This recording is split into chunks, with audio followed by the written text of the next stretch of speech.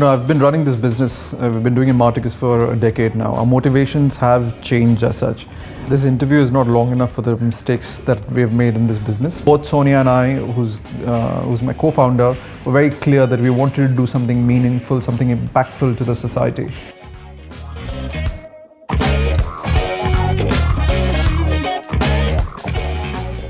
Today I'll be speaking with Mr. Nikhil Varshikar, founder and CEO of Emarticus Learning, a leading Indian edtech company. A serial entrepreneur, astute leader, and a master fencer, Mr. Varshikar is known for his pioneering work in the edtech sector. I'm glad that you're here, and I welcome you. Thank you. Tell me about how you started. So I think, look, a lot of thought went into Emarticus Learning. At that particular point of time, I was with Lehman Brothers.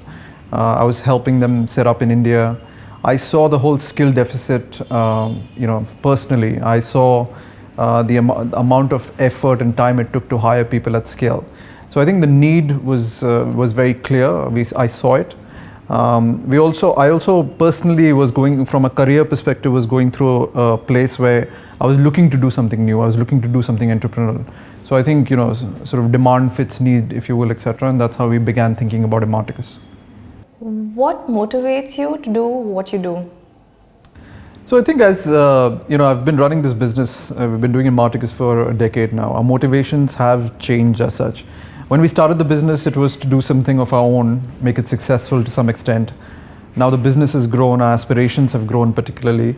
So I think, as you go through life and as you go through the business, things change. But I think what we have stayed true to its course is making it meaningful or adding meaningful outcomes for our learners, whether it be placements or whether it be upskilling. So I think that has been pretty consistent. Other than that, I think the motivations keep changing. What made you choose a business over a professional successful career? So, the funny answer is boredom, right? I was superbly bored at Nomura. I had done well for myself, become too senior too quickly. And I think this was the next logical step, right, of doing something of my own. And in terms of then saying what should be done and what can be done, I think both Sonia and I, who's my co-founder, were very clear that we wanted to do something meaningful, something impactful to the society. So I think a combination of, doing something of our own, sort of charting our own sort of course, if you will, and then at the same time making sure that the business is impactful and sort of adds value, to the masses, if you will.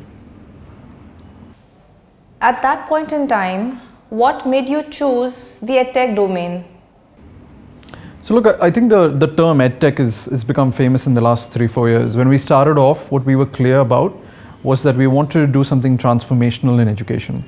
What that meant was we actually had the options of putting a K-12 school together or even a university. I actually looked at 27 universities. My first remit of the business was to go buy a university. So I used to literally go all the interiors of Maharashtra. I must have looked at 25, 30 universities. What we came out with that from that analysis and from a lot of those visits was that we wanted to do something a lot more transformational, a lot more asset light, etc. And that's what that's where Emarticus was born. We wanted to do something more vocational and professional education that was smaller to handle and it met outcomes faster than a traditional degree. So we were looking for an alternate path to your traditional degrees and to traditional education. And that's where the tech piece of it was again a logical conclusion, right? Because you were looking to do ways in an asset light, economical, infra light type of way, you had to bring in technology. And then we brought in technology along with that mindset. And that's where we came up with short-term professional vocational education.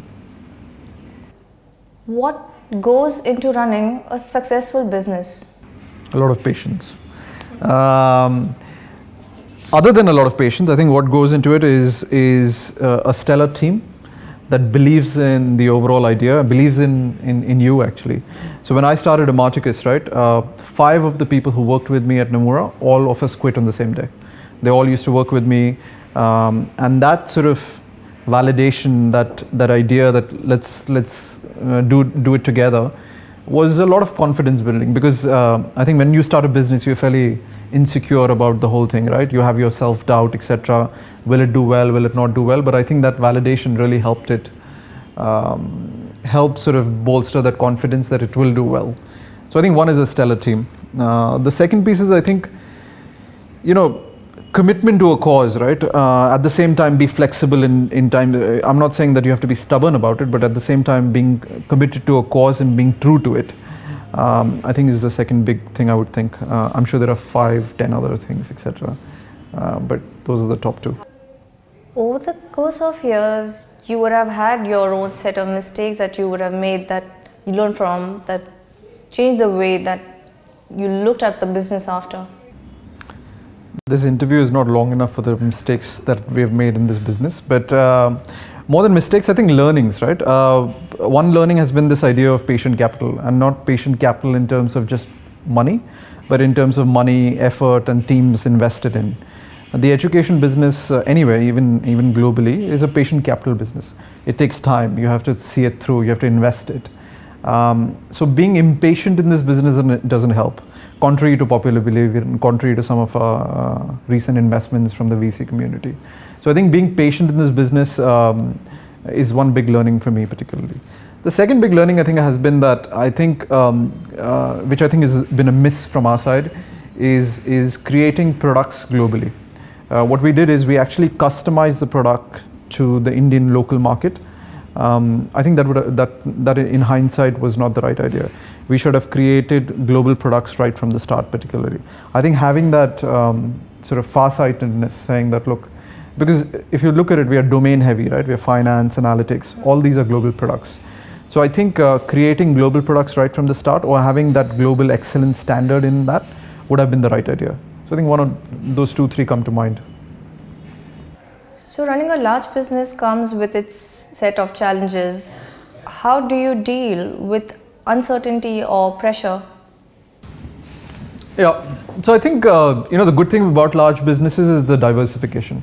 When we were smaller and we had one verticals particularly, and if that vertical didn't do well, you didn't know where to look, right? I mean, your main business is not doing well. The good thing about businesses that have scale to some extent is that you have different divisions. So one, the diversification helps. Not every business does well all the time. You have your ups and downs particularly. So I think that's one big piece, right? Diversifying, etc. The second piece I think is looking at inputs and not outputs, right? We obsess over outputs. We always have this idea that the business didn't do well, or sales didn't do well, or the customer experience wasn't great.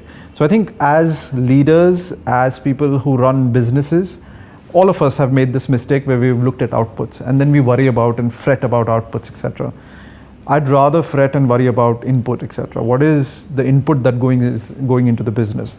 So I think once you change that mindset from output to input, then you know what to control, and then you know what's in your hands and what's out of your hand. For example, if the business is not doing well because of market conditions, not that much you can do about it, right? You can change your business. But if it's not doing well because of the input parameters, maybe the people are not trained well, maybe the leads are not doing well, maybe marketing is not doing well, whatever it is, I think that becomes a lot more controllable. And I think then you have a good handle on the business and your ability to control the whole piece. How do you manage to strike a work-life balance? I've actually always been good with this whole work-life balance. A lot of people work in spurts, but I think a lot of people say, for example, when you start your company, you spend a lot of time working on it, and then it tapers off, etc.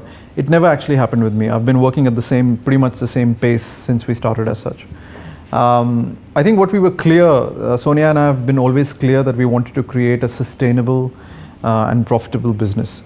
And for that, having that patient capital I mentioned to you, and having a long-term mindset is extremely important. So it is a marathon, not a race, right? I think that's quite apt for this business as such.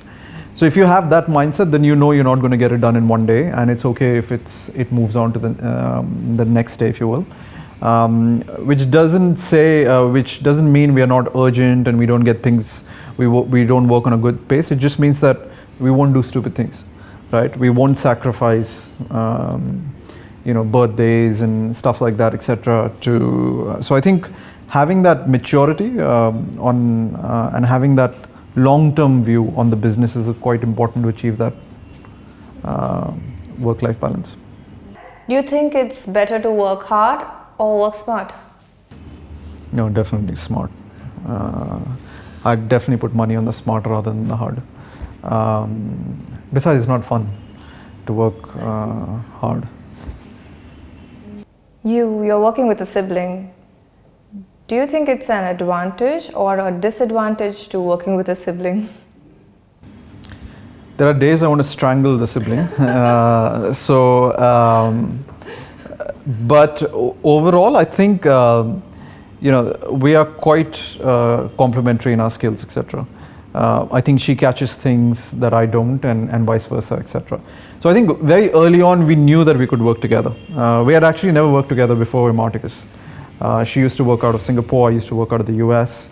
So we had very distinct professional lives, etc. But I think when we started working together, we realized how complementary we were, and we work decently well on most days. So Emarticus has completed a decade this year. What are your thoughts?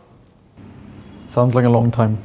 No, it's been a great journey. I think we have a lot to show for itself.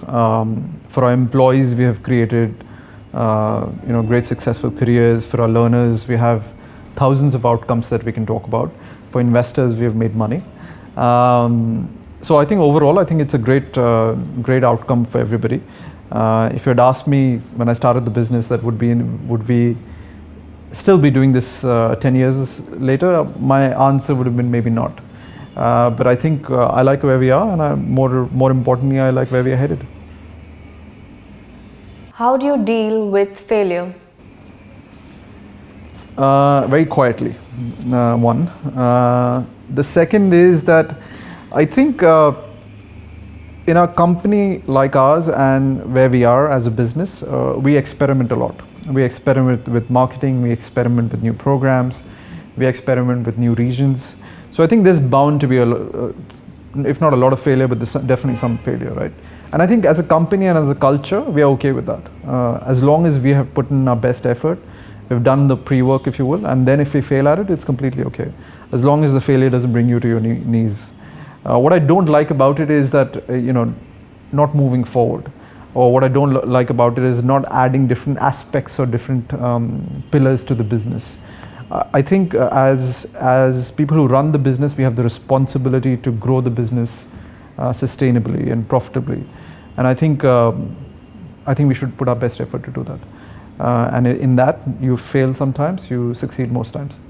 It was great knowing about your journey. Thank you so much for doing this, and thank you for your time. Thank you for having me.